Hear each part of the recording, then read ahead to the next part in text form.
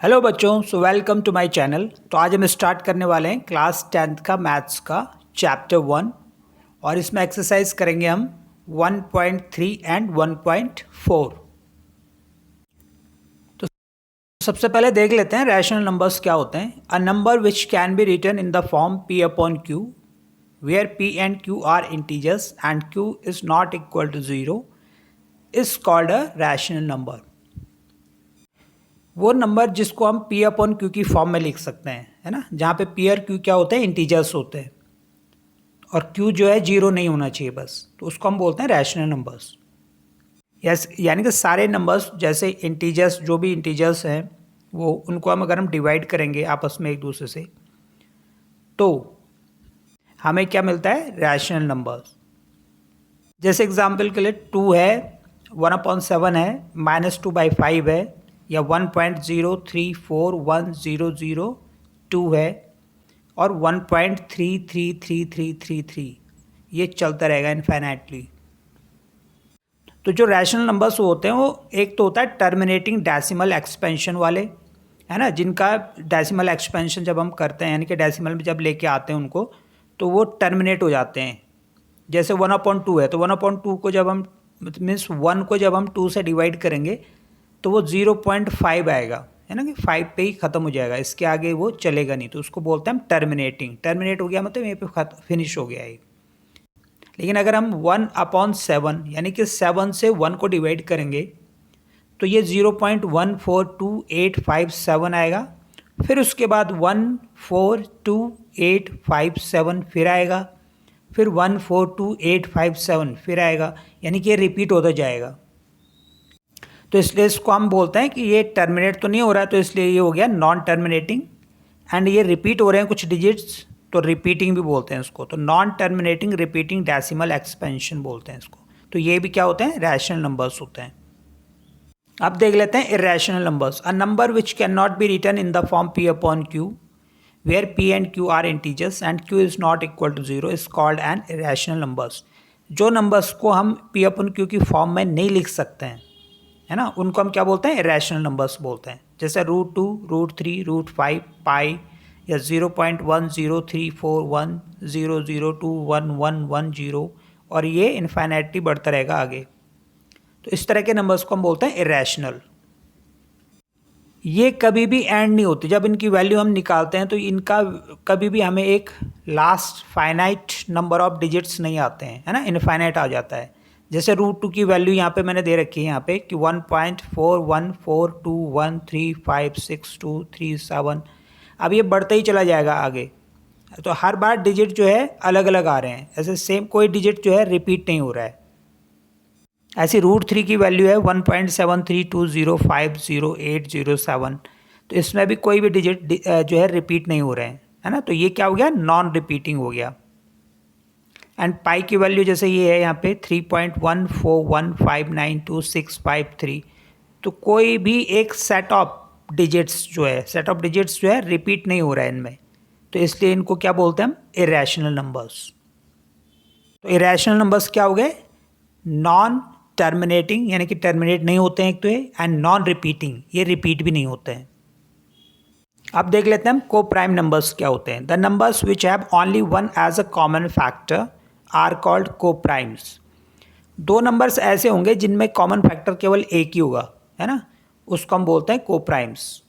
जैसे 4 एंड 15 है, तो फैक्टर्स ऑफ 4 क्या होते हैं, फैक्टर्स का मतलब क्या होता है कि जो नंबर इसको डिवाइड कर दे। तो 4 को डिवाइड करने वाले कौन कौन से नंबर हैं भाई, 1 है, 2 है, 3 से नहीं होता तो फिर क्या हो गया, 4 है। तो 1, 2 और 4 इसके क्या हो गए, फैक्टर हो गए। ऐसे 15 है, तो 15 के फैक्टर्स क्या होंगे भाई, पहले तो 1 होगा, 2 नहीं हो सकता, 3 होगा, फिर 5 हो सकता है ना, 6 नहीं हो सकता, 7 नहीं हो सकता, 8 नहीं हो सकता, 9 नहीं हो सकता, सीधे इसके बाद 15 है। तो 1, 3, 5 और 15, तो इन दोनों के जो फैक्टर्स हैं वो क्या आ गए, यहाँ पे दिखा दिए मैंने आपको। अब इसमें कॉमन क्या है, इसमें कॉमन कुछ नहीं है, केवल इसमें 1 कॉमन है। तो जब इसमें 1 कॉमन है तो इसी को हम क्या बोलते हैं, को प्राइम नंबर्स। तो 4 एंड 15 को प्राइम नंबर्स हो गए। ऐसी सेकंड एग्जांपल है, जैसे 32 एंड 35 है, तो फैक्टर्स 32 के फैक्टर्स लिख दिए मैंने यहाँ पे 1, 2, 4, 8, 16 एंड 32। ऐसी फैक्टर्स ऑफ 35 क्या हो गए? 1, 5, 7, 35। इन दोनों में कुछ भी कॉमन नहीं है सिवाय 1 के, तो इसलिए इनको भी क्या बोलते हैं हम? को प्राइम्स। अब इस थ्योरम को भी समझ लेते हैं। यहाँ पे कह रहा है let P be a prime number if P divides A square then P divides A where A is a positive integer. ये कह रहा है कि अगर पी एक कोई प्राइम नंबर है ना, और पी जो है ए स्क्वायर को डिवाइड करता है, तो पी जो है ए को भी डिवाइड करेगा, है ना। जैसे एग्जांपल से समझा देता हूँ। जैसे 5 इज़ अ प्राइम नंबर, 5 एक प्राइम नंबर है and 10 is a positive integer. कोई इंटीजर है हमारे पास 10, तो मैं 10 का स्क्वायर करूँगा तो क्या आ जाएगा? 10 इंटू 10 इक्वल टू होता है 100। तो अब ये कह रहा है कि 5 अगर 100 को डिवाइड करेगा तो 5 10 को भी डिवाइड करेगा। ऑब्वियस ही बात है, 10 से ही निकला हुआ है ना। तो इसलिए 5 डिवाइड्स 100, सो ऑल्सो 5 डिवाइड्स 10। तो ये एक थ्योरम है जो हमें काम आएगी अब। तो एक्सरसाइज का पहला क्वेश्चन है, ये कह रहा है prove that root 5 is irrational. हमें ये प्रूव करना है कि रूट 5 जो है इरेशनल है ना। तो देख लेते हैं इसका सॉल्यूशन कैसे करते हैं। इसमें हम क्या करते हैं कि कॉन्ट्ररी प्रूव करते हैं, मतलब उल्टा, है ना, कॉन्ट्रडिक्शन जिसको बोलते हैं। तो इसका let us assume that root 5 is rational. चलो मान लेते हैं कि रूट 5 क्या है? इरेशनल नहीं है बल्कि क्या है? रैशनल है। ये हमने क्या हो गया? टू द कॉन्ट्ररी मान लिया, मतलब उल्टा मान लिया इसके कि ये रैशनल है। तो if root 5 is a rational number it can be written in the form a upon b where a and b are coprimes and b is not equal to 0। भाई अगर रूट 5 रैशनल होगा तो इसको हम a upon b की form में लिख सकते हैं, जहाँ पे a b क्या होते हैं? को प्राइम्स होते हैं, एंड b 0 के इक्वल नहीं हो सकता है। तो हम इसको क्या लिख सकते हैं? Root 5 is equal to a upon b। अब b को क्रॉस मल्टीप्लाई यानी कि रूट 5 से मल्टीप्लाई कर देंगे तो a की वैल्यू क्या आ जाएगी? a is equal to root 5 b। दोनों साइड हम स्क्वायर कर लेते हैं। a square is equal to 5b square. तो अभी मैंने बताया जैसे फैक्टर्स वो होते हैं जिनके मल्टीप्लाई, है ना, जिनके मल्टीप्लिकेशन से या जो उस नंबर को डिवाइड कर देते हैं। तो जो प्राइम फैक्टराइजेशन जो हो गया हमारे पास a square equal to 5b square आ गया, तो ये क्या है? प्राइम फैक्टराइजेशन हो गया इसका। तो प्राइम फैक्टर्स जो होते हैं वो नंबर को पूरा डिवाइड कर लेते हैं, है ना। तो इससे क्या मीनिंग पता लग रहा है हमें कि a square equal to 5b square, यानी कि 5 इसका एक फैक्टर है और b स्क्वायर भी इसका एक फैक्टर है। तो इट मीन्स 5 और b स्क्वायर दोनों ही a स्क्वायर को डिवाइड कर लेते हैं, है ना। तो therefore a square is divisible by 5। a square 5 से डिविजिबल है ना, 5 से डिवाइड हो जाता है। सो थ्योरम क्या कहती है हमें कि a is also divisible by 5। तो इसका मतलब जो a है, हमने a माना था एक नंबर, वो भी 5 से डिवाइड हो जाएगा। अब since a is divisible by 5, अगर a जो है 5 से डिवाइड हो जाता है तो we can write a equal to 5c। फिर हम a को जो है 5c के इक्वल लिख सकते हैं फॉर सम इंटीजर c, है ना। मतलब a अगर डिवाइड 5 से हो जाता है तो 5 मल्टीप्लाई समथिंग होगा, उसके फैक्टर ऐसे होंगे, है ना। तो इसको a इक्वल टू 5c लिख दिया हमने। अब ये इसकी वैल्यू को, यानी कि a इक्वल टू 5c की वैल्यू को हमने पहले वाले उसमें रख दिया, अभी जो आया था हमारे पास। तो substituting for a in a square equal to 5b square, a square equal to 5b square में हमने इसकी वैल्यू रख दी। तो लेफ्ट हैंड साइड में क्या आ जाएगा? a की जगह क्या रख देंगे हम? 5c। तो ये क्या हो जाएगा? 5c का whole square equal to 5b का होल स्क्वायर। अब इधर हो जाएगा 25c square equal to 5b square. तो 5 से 25 को कट कर देंगे तो क्या आ जाएगा? 5। तो बचेगा हमारे पास b square equal to 5c square. अब यहाँ पे b square equal to 5c square आ रहा है, इसका मतलब जो b स्क्वायर है वो भी डिविजिबल बाय 5 एंड c दोनों ही है ना। तो हम यहाँ पे लिख देंगे since 5 is a factor of b square therefore b square is divisible by 5 and so b is also divisible by 5। भाई b स्क्वायर 5 से डिवाइड होगा तो b भी 5 से डिवाइड होगा, ये थ्योरम है हमारी, है ना।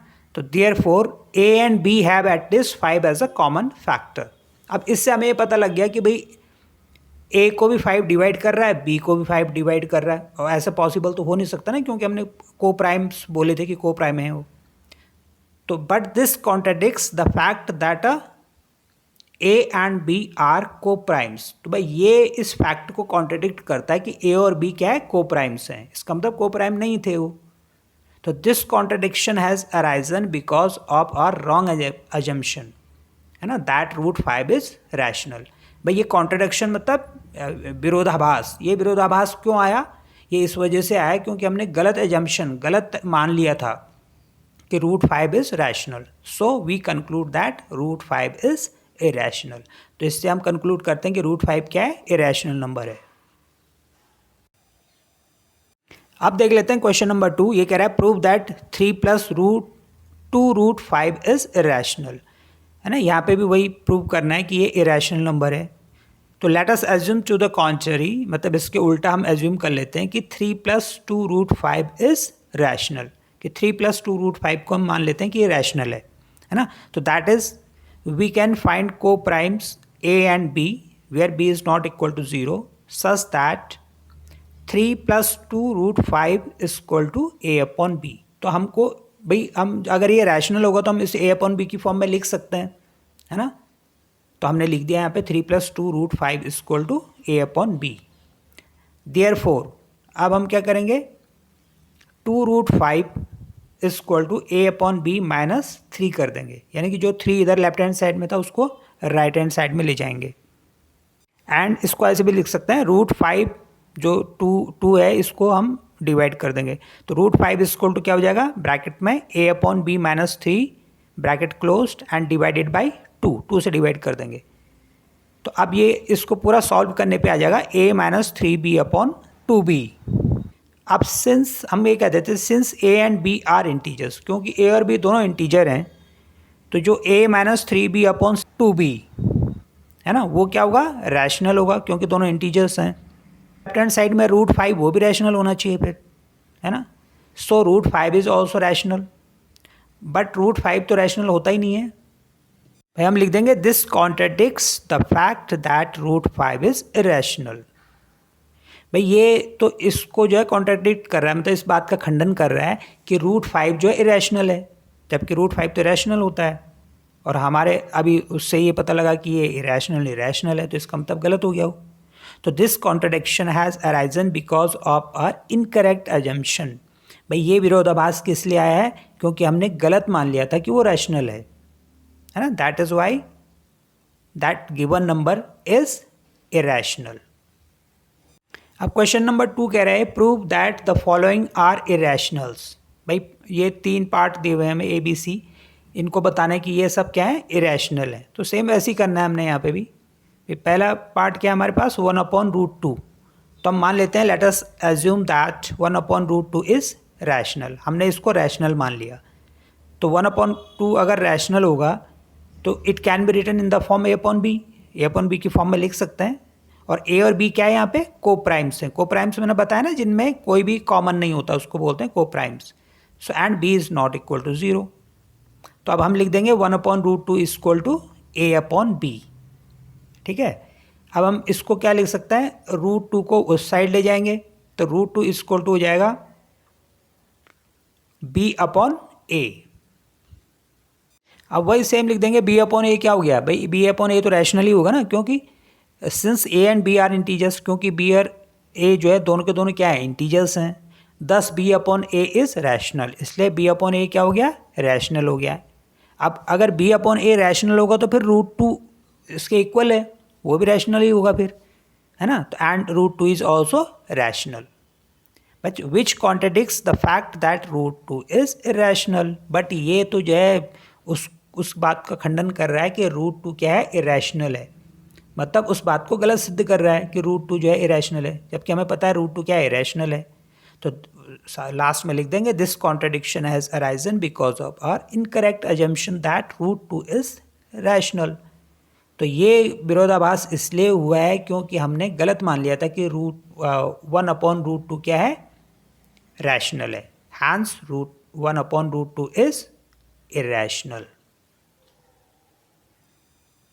अब इसका बी पार्ट है 7 रूट 5, वैसे इसको भी मान लेते हैं। Let us assume that 7 root 5 is rational, मान लेते हैं कि ये रैशनल नंबर है, इरेशनल नहीं है। If 7 root 5 is rational number it can be written in the form a upon b, इसको भी हम a अपॉन बी के फॉर्म में लिख सकते हैं, where a and b are coprimes and b is not equal to 0। तो लिख देते हैं इसको 7√5 is equal to a upon b. तो यहाँ पे हम जो है क्या निकाल देंगे, √5 यहीं पे रहने देते हैं, तो √5 इसको तो क्या हो जाएगा a अपॉन 7b।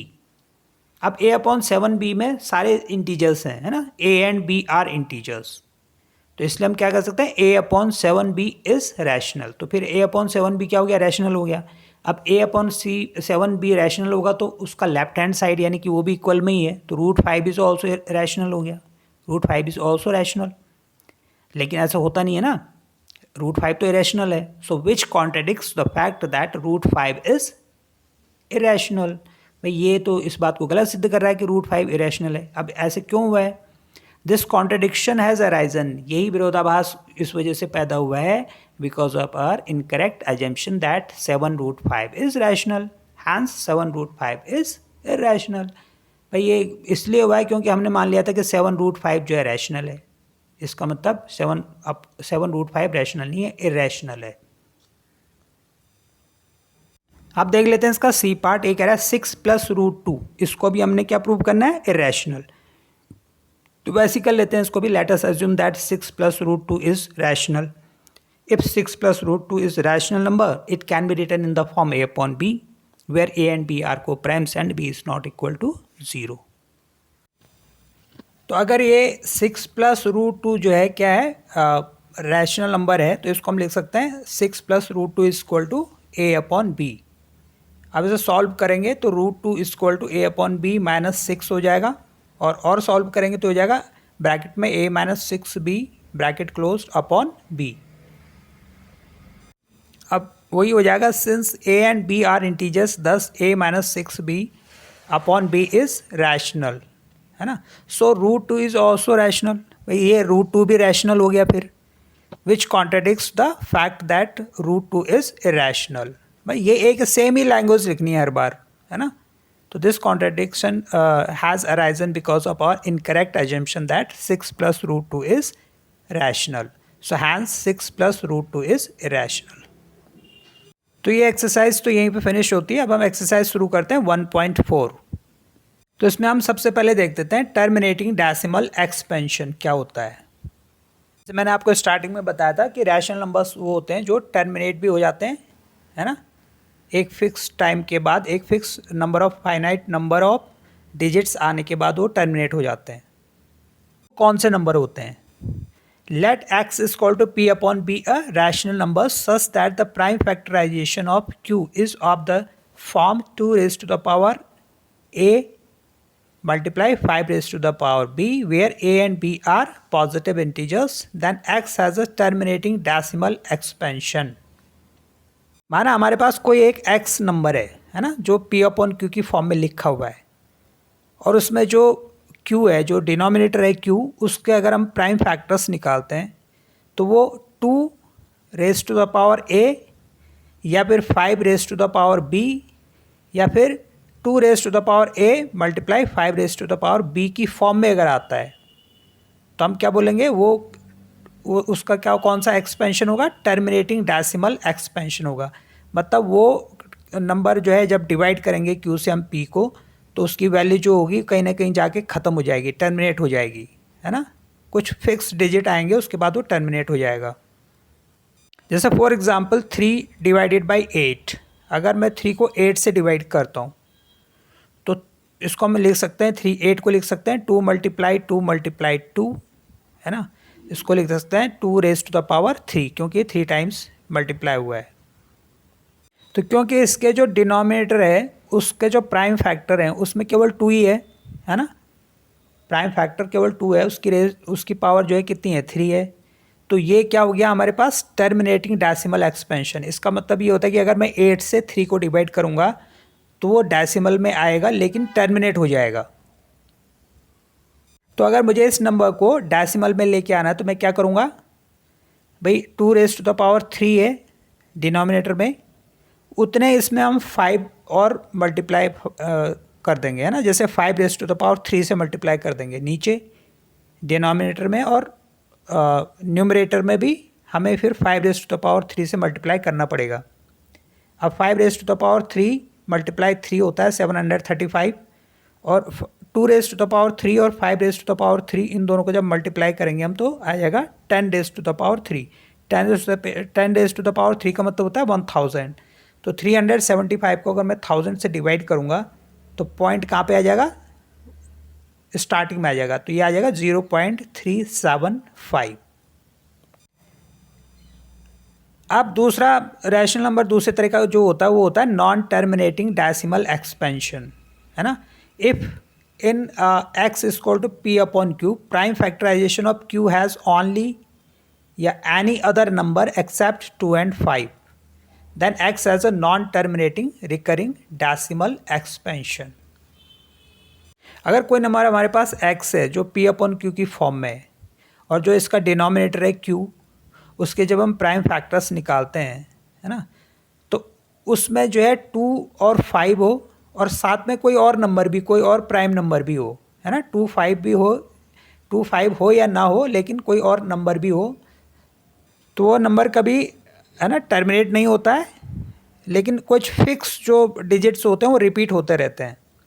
जैसे फॉर एग्जांपल जैसे 1/6 है, 6 से मुझे 1 को डिवाइड करना है ना, तो मैं क्या करूँगा, इसके प्राइम फैक्टर्स क्या हैं, 2 × 3, यानी कि 2 और 3 इसके प्राइम फैक्टर्स हैं। अब इसमें 2 और 5 नहीं है ना, मतलब इसमें 3 आ गया है। 3 जो है वो क्या हो गया, एक 2 और 5 को छोड़ के एक और नंबर कोई और आ गया, तो इसलिए ये क्या होगा हमारे पास, नॉन टर्मिनेटिंग होगा। ये तो टर्मिनेट नहीं होगा लेकिन रिपीट होता चला जाएगा ये।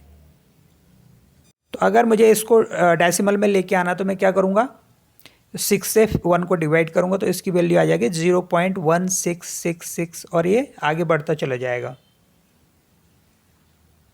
तो हम इसे लिख देंगे 0.1 और 6 के ऊपर बार लगा देंगे।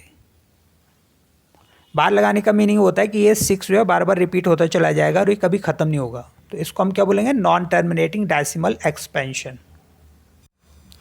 अब एक्सरसाइज का पहला क्वेश्चन देख लेते हैं। कह रहा है without actually performing the long division state whether the following rational numbers will have a terminating decimal expansion और नॉन टर्मिनेटिंग रिपीटिंग डेसिमल।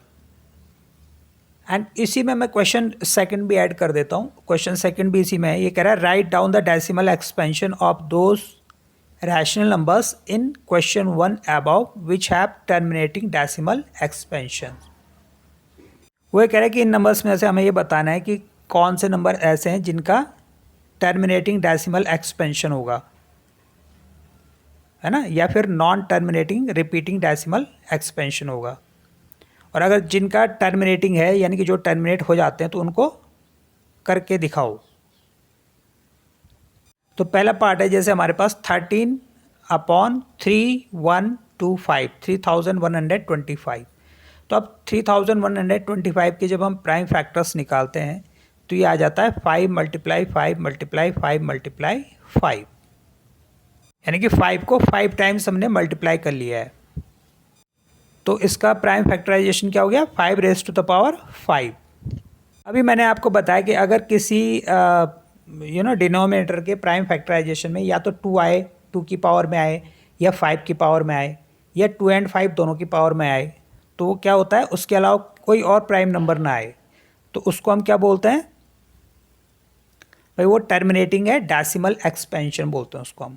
तो since prime factorisation of 3125 has only 5 as a prime number, उसके prime factorisation में केवल 5 की power आ रही है मतलब, तो hence it has a terminating decimal expansion. इसका मतलब ये होता है कि ये टर्मिनेट हो जाएगा जब हम डिवाइड करेंगे। तो 13 को 3125 से जब हम डिवाइड करेंगे तो वो जो है टर्मिनेटिंग आएगा, यानी कि टर्मिनेट हो जाएगा। अब क्वेश्चन 2 का जो देखते हैं, क्वेश्चन 2 में ये पूछ रखा था कि अगर टर्मिनेट हो जाएगा तो उसे टर्मिनेट करके दिखाओ। 13/3125 को हम लिख देंगे 13 और 3125 के हमने फैक्टर निकाले अभी, 5 × 5 × 5 × 5 × 5। अब हम क्या करेंगे, इनके जो 5 5 5 5 है इनको 10 बनाने की कोशिश करते हैं। 10 बनाने के लिए क्या करेंगे, 2 से मल्टीप्लाई करना पड़ेगा। तो कितनी बार 5 है, 5 टाइम्स से, तो हमें 5 2 इसमें से मल्टीप्लाई करना पड़ेगा इसको। तो हर 5 को एक 2 से मल्टीप्लाई करेंगे तो 10 बन जाएगा। तो पहले वाले 5 को हम करेंगे 2 से मल्टीप्लाई, और जितने से मल्टीप्लाई करेंगे उतने से हमें इसको ऊपर भी मल्टीप्लाई करना पड़ेगा न्यूमरेटर में। ऊपर वाले को अगर हम मल्टीप्लाई करेंगे तो ये आ जाएगा 416, और नीचे वाले को करेंगे तो 10 इंटू 10 इंटू 10 इंटू 10 इंटू 10, यानी कि 10 रेज़ टू द पावर 5 आ गया। इसमें कितने जीरो हो गए? 1 2 3 4 5 5 जीरो हो गए। तो जब हम 416 को 1 के आगे 5 जीरो से डिवाइड करेंगे, है ना, तो इसकी वैल्यू आएगी 0.00416। तो ये क्वेश्चन नंबर 2 में पूछ रहा था वो। अब आ जाते हैं इसका सेकंड पार्ट, है ना, 17/8। अब इसमें भी जो डिनोमिनेटर है 8, उसके प्राइम फैक्टर्स देख लेते हैं। उसके प्राइम फैक्टर्स में क्या आएगा? 2 × 2 × 2, केवल 2 ही आ रहा है, तो ये भी क्या हो जाएगा हमारे पास? टर्मिनेटिंग, है ना। तो since prime factorisation of 8 has only 2 as a prime number, इसमें केवल 2 ही है बस इसके डिनोमिनेटर के प्राइम फैक्टर में, तो hence it has a terminating decimal expansion. मतलब अगर हम 8 से 17 को डिवाइड करेंगे तो ये टर्मिनेट हो जाएगा। अब क्वेश्चन नंबर 2 में उसने बोला ही है कि जो टर्मिनेट हो जाते हैं उनको करके दिखाओ, तो हम दिखा लेते हैं यहाँ पे। 17/8 को हम लिख सकते हैं 17/2 × 2 × 2। अब हम इन 2 2 और 2 को क्या करेंगे? 10 बनाने की कोशिश करेंगे। तो क्या करेंगे? हम इसे 5 से मल्टीप्लाई करेंगे। कितनी बार? 3 टाइम्स। तो ऐसे ऊपर भी हमने 5 को 5 से मल्टीप्लाई करना है, यानी कि 5 5 5। तो यहाँ पे आ जाएगा 17 × 5 × 5 × 5 डिवाइडेड बाई 5 × 2 × 5 × 2 × 5 × 2। अब हम 17 को 5 × 5 से मल्टीप्लाई करेंगे तो ये आ जाएगा हमारे पास 2125, और डिवाइडेड बाय हो जाएगा 1000। अब इसको डिवाइड करेंगे 1000 से तो आ जाएगा 2.125। अब देख लेते हैं इसका थर्ड पार्ट। ये कह रहा है 64 डिवाइडेड बाई 455। अब 455 जो डिनोमिनेटर है इसका पहले हम प्राइम फैक्टर्स निकाल लेते हैं। तो इसका प्राइम फैक्टर्स आ जाता है 5 × 7 × 13। अब इसमें 7 भी है और 13 भी है, 2 और 5 का जो वो होता है वो नहीं है इसमें, है ना। तो since prime factorisation of 455 has prime numbers other than 2 and 5, क्योंकि इसमें 2 और 5 के अलावा भी हैं, है ना, 7 और 13 भी है। तो ये क्या कैसा हो जाएगा? Hence it has a non terminating, ये नॉन टर्मिनेटिंग हो जाएगा, रिपीटिंग डेसिमल एक्सपेंशन हो जाएगा, है ना। कि ये अगर मैं डिवाइड करूँगा 64 को 455 से तो ये कभी भी टर्मिनेट नहीं होगा, ख़त्म नहीं होगा, लेकिन रिपीट होते चले जाएंगे डिजिट्स।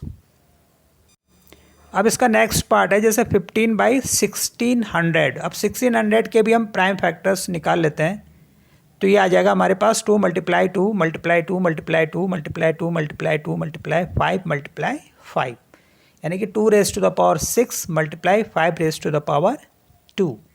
अब इसमें केवल 2 और 5 की ही पावर है बस, है ना, यानी कि प्राइम फैक्टर्स इसमें क्या है? 2 और 5 ही हैं और कुछ नहीं है।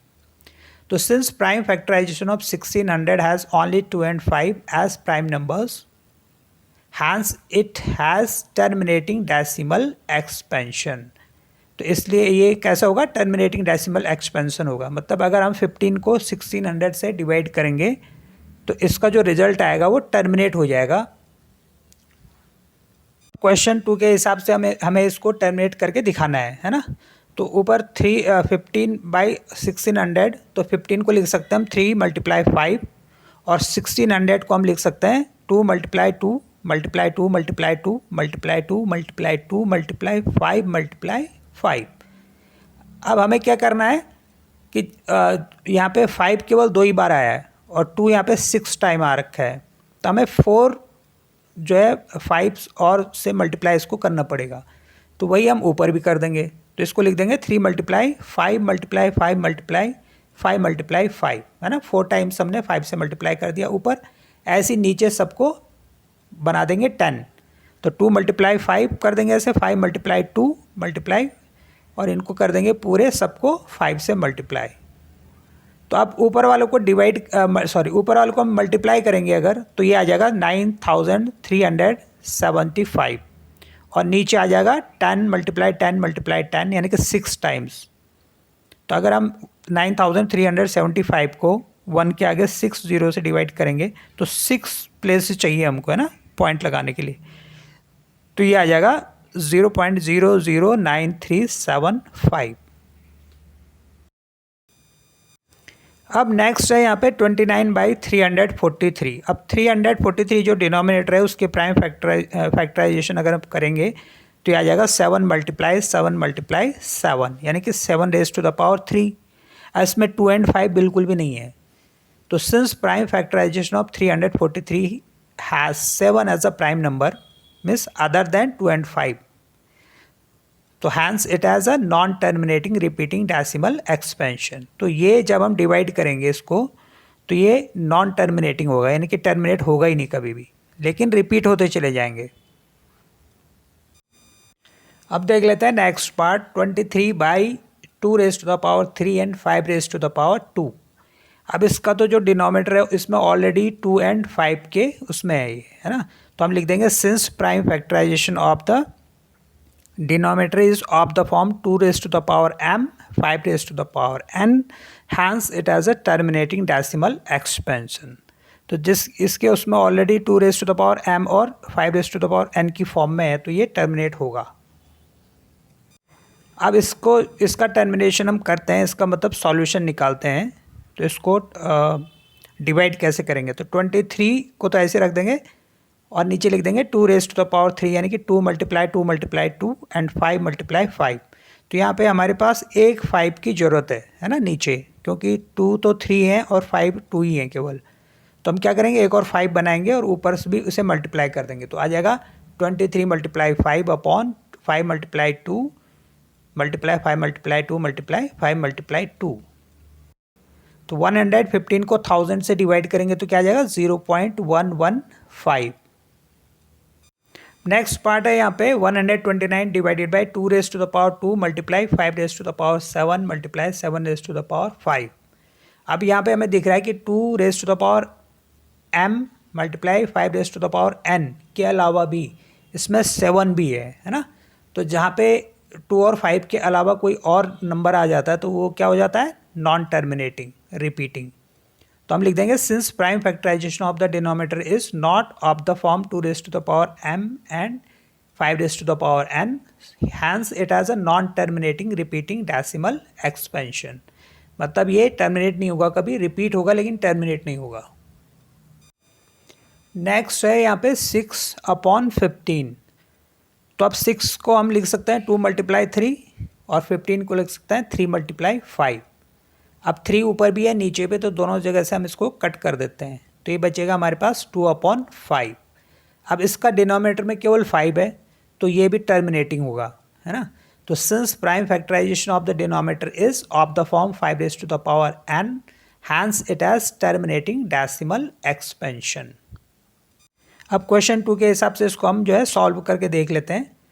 6/15 को हम क्या लिख सकते हैं, 2/5। अभी हमने इसको सिंप्लीफाई करके देख लिया है तो 2/5 लिख सकते हैं। अब क्या हो जाएगा हमारे पास कि हमें इसे 10 बनाना है तो 2 से मल्टीप्लाई करना पड़ेगा डिनोमिनेटर को, तो न्यूमरेटर को भी 2 से मल्टीप्लाई करना पड़ेगा। तो ये हो जाएगा 2 × 2 = 4, तो 4/10 हो गया ये। तो 4/10 की वैल्यू क्या आती है, 0.4। अब नेक्स्ट वन है 35/50। तो इसको भी पहले इसके प्राइम फैक्टराइजेशन कर लेते हैं। 35 का क्या हो जाएगा 5 × 7 और 50 का हो जाएगा 2 × 5 × 5। 5 ऊपर नीचे दोनों जगह तो कट गया, तो ये सिंप्लीफाइड क्या हो गया 7/2 × 5। अब 2 × 5 मतलब 10 हो गया ये, है ना। तो 2 × 5 की फॉर्म में है ये ऑलरेडी, तो इसलिए ये क्या हो गया टर्मिनेटिंग। तो since prime factorisation of the denominator is of the form 2⁻m multiply 5⁻n, तो hence it has a terminating decimal expansion. तो 7 को अगर हम 10 से डिवाइड करेंगे तो क्या आ जाएगा 0.7। अब देख लेते हैं नेक्स्ट पार्ट 77/210। तो इसके भी प्राइम फैक्टर्स निकाल लेते हैं। 77 को लिख सकते हैं 7 × 11 एंड 210 को लिख सकते हैं हम 2 × 3 × 5 × 7। अब इसमें जो है हम क्या करेंगे, हमारे पास क्या है ऊपर नीचे दोनों साइड में क्या 7 है, तो 7 कट हो गया। तो ये सिंप्लीफाइड करके क्या हो गया है 11/3 2 मल्टीप्लाई 3 मल्टीप्लाई 5। अब इसमें भी देखो हमें पता लग रहा है कि यहाँ पे 3 एक्स्ट्रा आ गया है। तो ये जैसे ही कोई प्राइम नंबर 2 और 5 के अलावा कोई आ जाता है तो वो क्या हो जाता है, नॉन टर्मिनेटिंग। तो since prime factorisation of the denominator is not of the form 2 raise to the power m multiply 5 raise to the power n, hence it has non terminating repeating decimal expansion. अब आ जाते हैं question number 3 में। ये कह रहे हैं the following real numbers have decimal expansion as given below. In each case, decide whether they are rational or not. If they are rational and of the form P upon Q, what can you say about the prime factors of Q? ये कह रहा है कि जो नीचे दिए हुए numbers हैं ये हमने एक्सपेंड करके दे रखे हैं ऑलरेडी। ये रैशनल है या नहीं है, पहले तो ये डिसाइड करो। अगर रैशनल हैं तो फिर इनके प्राइम फैक्टराइजेशन क्या होंगे। तो जो P अपॉन Q में Q होता है, Q के प्राइम फैक्टराइजेशन के बारे में आप क्या कहते हो। तो पहला पार्ट है इसका 43.123456789। तो अब हमें पता है कि आगे डॉट डॉट डॉट नहीं लगा हुआ है ना, तो ये टर्मिनेटिंग है, यानी कि ऑलरेडी इसके आगे कोई डिजिट नहीं आ रहा है। तो इसको हम कैसे लिख सकते हैं, 4312345678 upon 10 raise to the power 9। और 10 रेज़ टू द पावर 9 को हम क्या लिख सकते हैं, 2 मल्टीप्लाई 5 है ना। 10 को लिख सकते हैं 2 मल्टीप्लाई 5, इसकी पावर क्या हो जाएगी 9। तो अब इसका जो डिनोमिनेटर है वो क्या हो गया, किस फॉर्म में आ गया, 2 raise to the power m और 5 raise to the power n की फॉर्म में आ गया है। तो since denominator is of the form 2 raise to the power m 5 raise to the power n, it is a rational number. ये क्या है, रैशनल नंबर है। और रैशनल नंबर है तो इसका एक्सपेंशन कैसे होगा, टर्मिनेटिंग होगा, टर्मिनेटिंग डेसिमल एक्सपेंशन। अब सेकंड पार्ट में दे रखा है 0.1201200 और ये बढ़ते चले जा रहे हैं और ये जो है रिपीट भी नहीं हो रहे हैं यहाँ पे कोई भी, है ना, रिपीट भी नहीं हो रहा है और ये टर्मिनेट भी नहीं हो रहा है। इस नंबर में एक तो टर्मिनेट नहीं हो रहा है, दूसरा कोई फिक्स जो डिजिट्स हैं वो रिपीट भी नहीं हो रहे हैं। तो it is not a rational number and also the denominator is not of the form 2 raised to the power m और 5 raised to the power n, इसकी फॉर्म में भी नहीं होगा वो। अब इसका लास्ट पार्ट है 43.123456789 और 1 2 3 जो अप टू 9 है इसके ऊपर बार लगा हुआ है ना। तो ये बार का मतलब होता है कि ये रिपीटिंग है, और अगर रिपीटिंग होता है तो फिर क्या हो जाता है, वो रैशनल नंबर हो जाता है।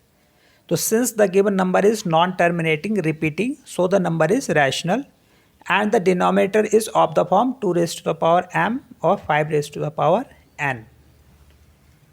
तो आई होप ये आपको एक्सरसाइज दोनों समझ में आ गई होंगी। फिर मिलते हैं नेक्स्ट चैप्टर के साथ। So thanks for watching this video.